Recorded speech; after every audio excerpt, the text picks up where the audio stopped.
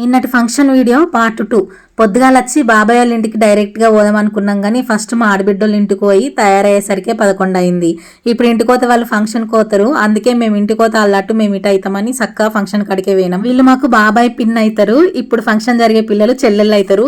ఈ ఫంక్షన్ జరిగే కంటే ముందు నేను వీళ్ళని ఒక్కసారి చూసిన, ఎక్కువ పరిచయం లేదు, కానీ ఇప్పుడు నేను ఎప్పటి నుంచో తెలుసు అన్నంత క్లోజ్ అయినాం.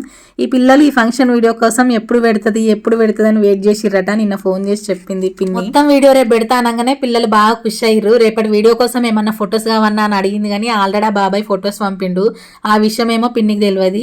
అయినా షార్ట్ వీడియోలలో ఫొటోస్ తోటి ఎక్కువ ఏం అవసరం ఉంటుంది, లాంగ్ వీడియో అయితే కొంచెం పెద్ద ఉంటుంది కాబట్టి ఫొటోస్ యాడ్ చేయొచ్చు.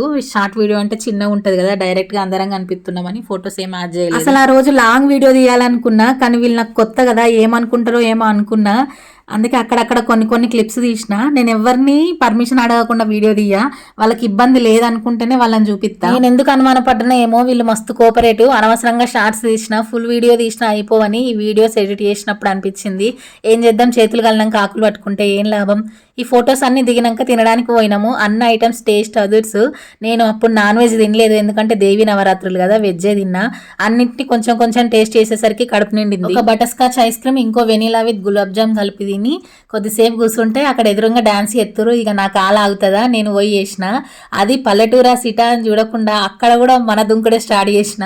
అక్కడ నేను గమనించింది ఏంటంటే, చేసే వాళ్ళకంటే చూసే వాళ్ళే బాగా ఎంజాయ్ చేసిర్రు. కడుపు నిండా తిని తిన్నది అరిగేదాకా దుంకి ఇంటికైతే బయలుదేరు. ఫంక్షన్ అయిపోయినాకన్నా బాబాయ్ వాళ్ళ ఇంటికి పోవాలని అనుకున్నాము, కానీ ఎందుకో శాతగాలే, కొద్దిసేపు పడుకోవాలనిపించింది. మళ్ళీ మా పెద్దాడి బిడ్డోళ్ళ ఇంటికే పోయినాము. వాళ్ళైతే వారం రోజుల ముందు నుంచే ఎప్పుడొత్తారు అని ఫోన్ చేసిర్రు. తర్వాత ఫంక్షన్ అయిపోయినాక కూడా మస్తు సేపు బతలాడిర్రు, ఉండుర్రి అని. అసలు ఇప్పుడు అనిపిస్తుంది ఎందుకు ఉండలేం మేము అని. నెక్స్ట్ టైం పోయినప్పుడు మాత్రం ఖచ్చితంగా ఒక 2 రోజులు ఉండడానికి అయితే ట్రై చేయాలి. 2 రోజులు ఉంటామని అంటున్నాం కానీ ఎవరి పనులు వాళ్ళకే ఉంటాయి.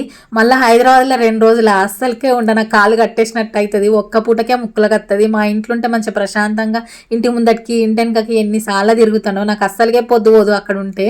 ఇక తెల్లారి ఎంత వారైనా సరే ఇంటికి పోదామని పట్టి మరి మేము బయలుదేరినాము.